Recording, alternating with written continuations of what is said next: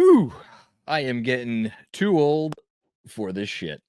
Welcome to the Knicks Film School Postgame Show, presented by BetUS. This was going to be the Ariel Hux Porty. Got to have the X in there, otherwise it's wrong. This was going to be the Ariel Hux Porty happy hour for about 2.5 quarters, in which this was going to be a very different type of postgame. And then NBA basketball happened, and it turned into a different type of game with some stuff that will certainly leave some people feeling frustrated, but also if you're in the mood to increase your, I don't know if anybody out there has any Jalen Brunson MVP bets, your odds probably went up a little bit tonight. Here's what I'm going to say at the outset. Two things. Number one, a win is a win is a win. Never forget that.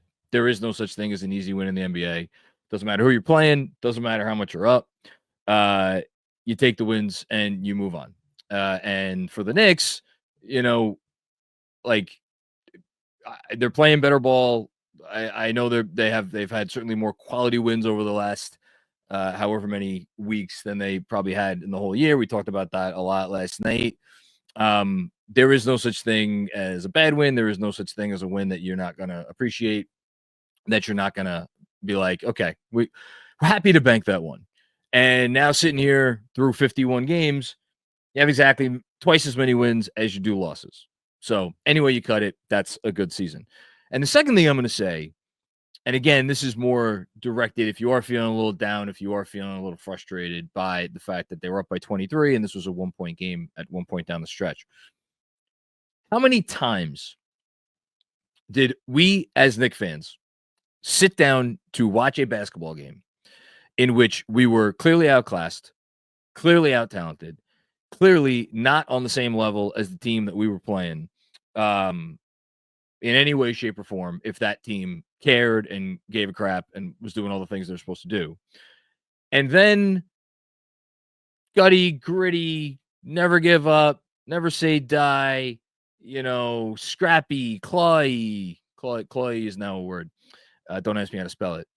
Effort gets him back closer. And then the other team just has one of those guys that hits a few shots down the stretch and you go home empty-handed. And after every one of those efforts, I know how I always felt. And it was, boy, oh boy, I hope someday we could get one of those guys. Because for as much fun as it is to scrap and claw our way back in a game that we had no business being in to begin with, feels better to win those games, even if you're the team that gave up the lead that you had no business giving up. And so carrying forward off of the theme of last night, which was, in short, thank God the Knicks have Jalen Brunson, I'm going to go run it back a second time because any good movie deserves a sequel. Thank God the Knicks have Jalen Brunson, whose jersey I should have put on last night and I didn't. So I'm trying to make up for it tonight. Made the plays he needed to make down the stretch. None bigger. Kevin, we could get the autograph signature moment of the day out of the way pretty early here. The 3-pointer, which was, the confidence that it takes to pull from that distance in that spot by Jalen Brunson. But Jalen Brunson, why wouldn't he be confident? Because he is doing this every night, night after night after night. It doesn't matter the situation, doesn't matter the circumstances, doesn't matter the pressure. And the shot came with 52 seconds left. You knew they only needed one more basket, 26 seconds left. I got the 3-pointer confused with the 20-foot step-back jump shot, which would have been the autograph signature moment of the game if it wasn't for the 27-footer that came half a minute later. Put him up 121 to 115, and that was that. So that's your autograph signature moment of the game. Don't forget, download the Autograph app. Use code KFS. I will have a new 3x3 up there tomorrow. And we're getting a lot of these signature moments. Had one last night against Houston, a massive 3-pointer. Had another one tonight against Toronto, a massive 3-pointer. he is making a habit out of getting these plays done. Was it Jalen Brunson's best game? Absolutely not. I don't know if we're not overvaluing the last several minutes, last 2-3 minutes of this game, you could argue that it was one of Jalen Brunson's weaker games of the season up until, again, the last 3-4 minutes. And yet you look up and he finishes with 28 points on 21 shots. That's what the captain does. And he does it again and again and again. So that's that. That's the main takeaway for this game. Am I going to be more high on the fact that they built up a 23-point lead, talking about the beginning portion of the game, or am I going to be more low on the fact that they gave up almost the entirety of that 23-point lead over the final 18 or so minutes? I'll split the baby. Let's talk about the bad first, and then we'll end with some good, because I always like to end on a high note. Second night of a back-to-back, which you'd like to use as an excuse, except when you show the energy, and they had energy tonight. Like, energy wasn't a problem. Is, did some of that energy maybe dissipate in the second half? Sure. When you build up that lead and you are that close to the kill shot, and they, when they went up by, wrote it down, they were up 76-55, and the Raptors called a timeout. It looked like they had broken their spirit. Raptors came back, hit a bucket. I think it might have been a quickly three. After that, they actually went down, or went up by 23. And then my issue with them losing the lead is because they didn't lose it because they were tired. They lost it because they were careless. I'm not going to pick on the offense. It's impossible to pick on the offense when you put up 121 points. Their offense was not the problem tonight. I mean, yeah, they got a little stuck in the mud there in the fourth quarter, and it almost came back to bite them in the ass. That I'll blame on the tired legs. But the lackadaisical defense, the lack of attention to detail, the not getting back in transition, the not rotating over to three-point shooters when you really did a pretty good job of all of that stuff for the majority of the night, give or take some stuff in the first quarter. Like, you were serious enough defensively to carry a 17-point lead at the half, and you were serious enough defensively in the opening minutes of the third quarter to basically, do what you have to do to win the game. And then you were right there. And it's almost like they miscalibrated. It's almost like their calibration was off by like 3%, where they were like, we've done enough. We could relax. And it was, nope, you haven't quite done enough. And they opened the door, and then the Raptors walked right through the door. As far as like the stuff, the stuff that happened to get it once the Raptors started chipping away, give Toronto credit. They hit some shots. Again, the Knicks defense was poor. I don't know that I would say that the Knicks played much of any good defense over the last 18 or so minutes of that game. But Toronto, 38% from three on the night. The Knicks, 32% from three on the night. If you're keeping track of my favorite stat of the season, that is now the, I believe, 9th win that the Knicks have had in which they failed to make at least 33% of their threes. So yet again, we get a Knick victory when they can't hit the far side of a barn, which they didn't until it really counted late tonight. I think they got rattled and they couldn't really recalibrate. I will give, we could quibble with some of the lineups that were in during that time. Again, I think they lost, or they almost lost this game on defense because they just weren't making the proper rotations. They weren't paying attention to detail. They weren't as locked in as they needed to.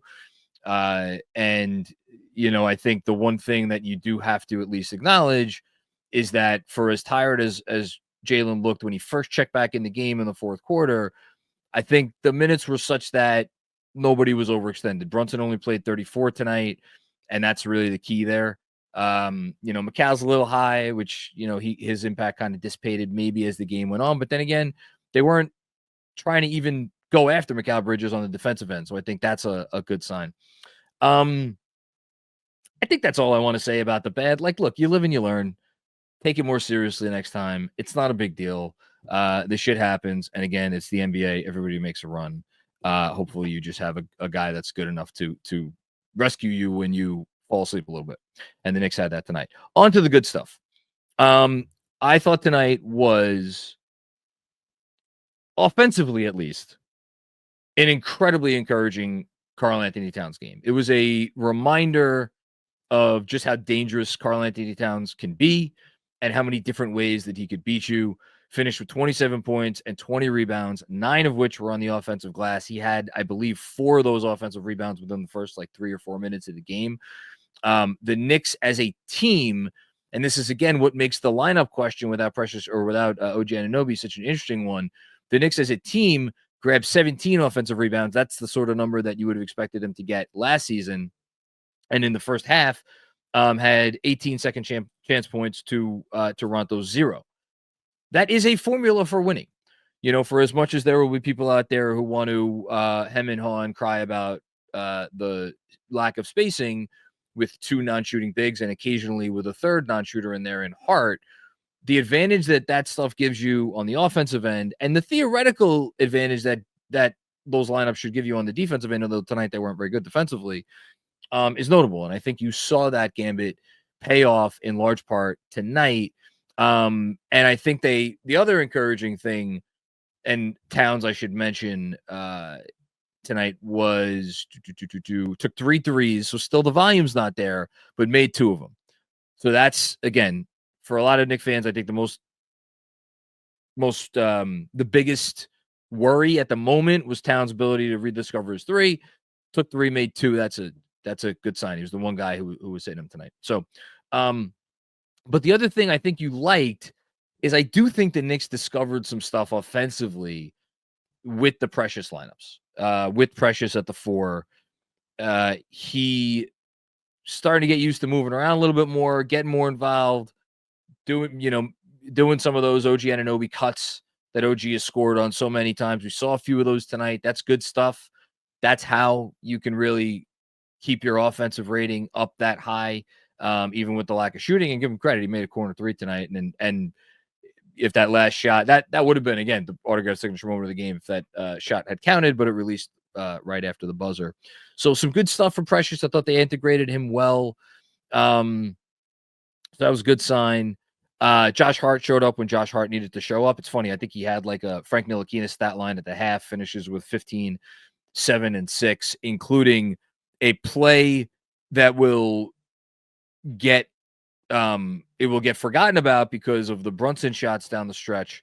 But Josh Hart grabbing his own miss under the basket and putting it back in was just, I thought, an absolutely massive play for momentum. And speaking of massive plays for momentum, how about the defense by Jalen Brunson on Scotty Barnes with about 2.5 minutes left? This is now becoming a bit of a theme where Jalen Brunson gets matched up onto a far superior offensive player, a player that the Knicks go out of their way to make sure he does not get matched up against, and he seems to find a way to come make these big defensive plays late. Last night it was the big defensive play against Amin Thompson when he was having the game of his life. Tonight it was the big defensive play against Scotty Barnes to poke the ball away, again with 2.5 minutes left. So great to see that from Brunson. That's the thing. There's a lot of good signs from this game. Good stuff from Cat. Good stuff from Precious. Good stuff from Brunson down the stretch. Again, I thought McCall played a pretty good game overall. Hart came around. And then the bench. And now, finally, after I've been talking for 15 minutes, now we could talk about Ariel Hukporti. And that'll be the last thing that I talk about, and then we'll get to the Super Chats. I don't know what the Knicks are going to do in the next, what do we got? 40 hours? 42 hours? Some whereabouts. It's 10:17. 42-ish hours. I have no idea what they're going to do. I believe all the reporting that, again, once is an accident, or once is an accident, twice coincidence, 3 times the trend. I know there's a rumor that Jonas Valanciunas might be getting traded to Phoenix. When a guy like Ian Begley, and you heard Ian on this show last week, keeps going back and back to the well, back to the well, back to the well, if the Knicks have doubts about Mitchell Robinson, they're gonna hunt for a big man.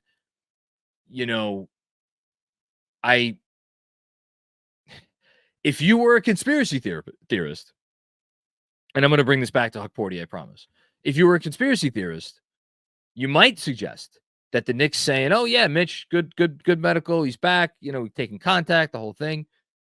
You might suggest that that is them putting on a little bit of a song and dance to make the rest of the league think that they are not desperate for a big. So they're kicking the tires. Like, there's no doubt that they're kicking the tires. I wonder how much, if at all, Huck Porty's showing you some real stuff tonight. I wonder how much that changes it, if at all. Look, he's a rookie. I don't know that there are many coaches in the league who would trust rookies in the playoffs unless they absolutely had to. This coach obviously is towards the far end of that spectrum, even if the spectrum itself is skewed towards not playing rookies. But Huck Porty could do some real stuff, man. And you saw it defensively in the last 5 minutes of the first half, moving all around the damn court, shuffling his feet, switching seamlessly, getting great contests, made a couple nice plays on offense. I mean, I thought when he caught the ball and had that nice finish at the rim, I think he missed the free throw, but like that was awesome. Had a couple assists.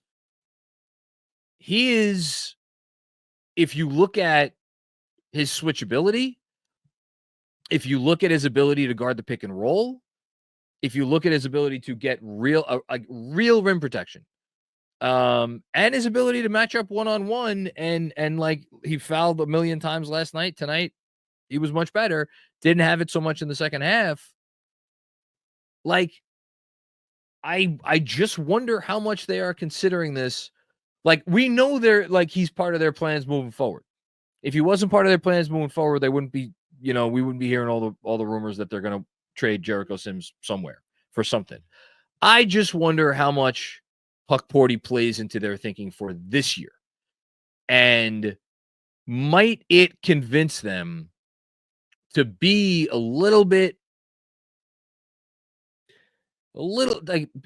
get a little risky when it comes to Mitch, like take a leap of faith, hope that Mitch comes back, hope that Mitch can be some version of the guy that we've seen over the last however many years. Because then at least if that doesn't work out, obviously you have Precious here, but I don't know. Like, I think it's pretty clear by now that they just do not trust Precious as the backup five. That much is very obvious. I think they just feel like it's too small and it's not tenable, which, hey, maybe they break it out at some point during the playoffs. We'll see. But I don't know. I wonder if it changes their calculation, or if you really want to get nuts, and I'm not going to go this far, but if you really want to get nuts, does Huck Porty embolden them to move Mitchell Robinson for whatever, something? Because they trust him to play rotation minutes right now, even when everybody's healthy. I can't go that far. Again, rookies are going, like, whether your rookie is awesome or whether your rookie stinks, the defining trait of a rookie is that they are inconsistent. And you saw it tonight. Huck Porty was awesome in the first half. In the second half, not so much. So it's going to be interesting. I'll be very curious to see what they do, but I got to think that they're excited about this kid in the organization. And I think that tonight showed you why they're excited. And I think it showed you why a lot of us are excited. I'm certainly excited. Okay. I think that's it. Thought the benches in general played well. More in the first half than the second half. Deuce only 21 minutes, only made 2 of 5. Tough block at the rim. That wasn't ideal at the time that it came. This was maybe a bit of a step back for Deuce after the previous 3 games, and he was really good. But what are you going to do? I didn't feel like he really fully had it tonight, which is, again, one of the reasons why I was okay with Precious being in the game down the stretch. And again, they scored 120 points. So you go with the size and you trust that. I think that's it. I think I had all the stuff.